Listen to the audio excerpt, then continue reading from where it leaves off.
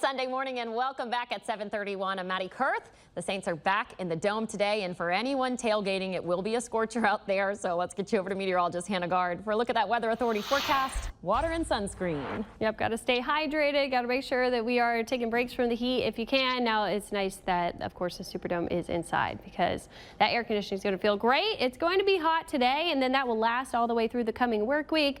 We're also going to see the humidity starting to return late week, so that will make for a different feel, but rain chances few and far between. As we go throughout this week, we might not see any moisture at all in many places.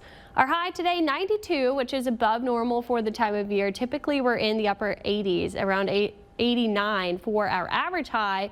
We'll be in the 80s most of the day, but I do think we'll pop up quickly into the low 90s in the afternoon, and then we'll see some cloud cover coming in that will back the temperatures off as the sun is starting to set. But each day through midweek, we'll be sitting around 92, and then we'll back off slightly Thursday, Friday down to 90 because we'll see some cloud cover, but I just don't see any big fronts dropping us below average all the way through the extended forecast.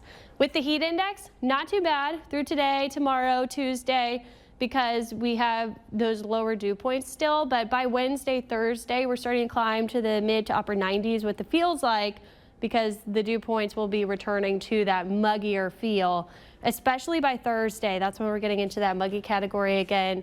Right now we're sitting almost in a pleasant feel, which is unseasonable. Typically we would expect a little bit of that humidity around. But we need to take a look at water vapor to look at what's happening, why we're stuck in this hot and dry pattern. We have low pressure right here. That's the counterclockwise spin over Jacksonville. And then we have another spin over here near Denver. Those are the two low pressure systems. In between that is high pressure, and that is what's making it a little bit hotter than normal. But what we see happening through the week is that low that is cut off and stuck starts to move back up into the jet stream. And then we get what's called a zonal flow in the upper levels, which is when the winds are going from west to east. We don't have big low pressure systems coming down. We don't have anything tracking over us. That's what we need in the upper levels to see rain, is some sort of lift, and we just don't have that. The high pressure too will be over Mexico, so well above normal temperatures. I don't really see that as well. We're kind of sitting right above normal. Most of the rain near Florida, areas south of us, areas north of us.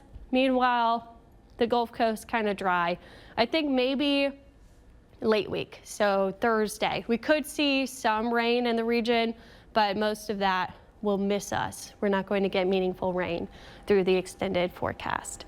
In the tropics, we now have a high chance of tropical formation from the National Hurricane Center on this wave that is sitting just to the southwest of the Cabo Verde Islands. Lots of thunderstorm activity. I was pointing this out earlier.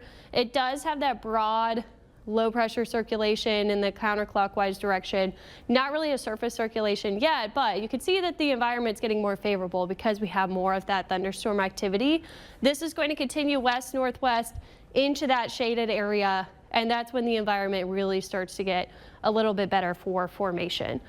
So how quickly does this come together, and how strong will it be? If this is a stronger system, it's going to want to turn to the north around this weak area of high pressure that's been positioned over the central Atlantic through most of the season. That's why we've seen a lot of these storms taking that path. And then if it stays weaker for longer, we could see it try to move a little bit farther to the west. The good news, I don't see this passing fully into the Caribbean, which would be something for us to watch for that far to the south. So if you're traveling to the Lesser Antilles or the Caribbean, it's something to watch for the end of the weekend next weekend. But this is not an immediate threat to the Gulf, which is great news. The next name on the list is Gabrielle, and we'll continue to monitor that as we go through the coming week. But the reason that we haven't seen anything happening in the Gulf is there's a lot of wind shear that's been continuing to sit over us because of those fronts that we had a couple weeks ago, and it looks to stay pretty high. That's why I'm not super worried. If that system does make it that far west, there's a lot of bad environmental conditions to deal with. So we'll watch for that, of course, through the long range.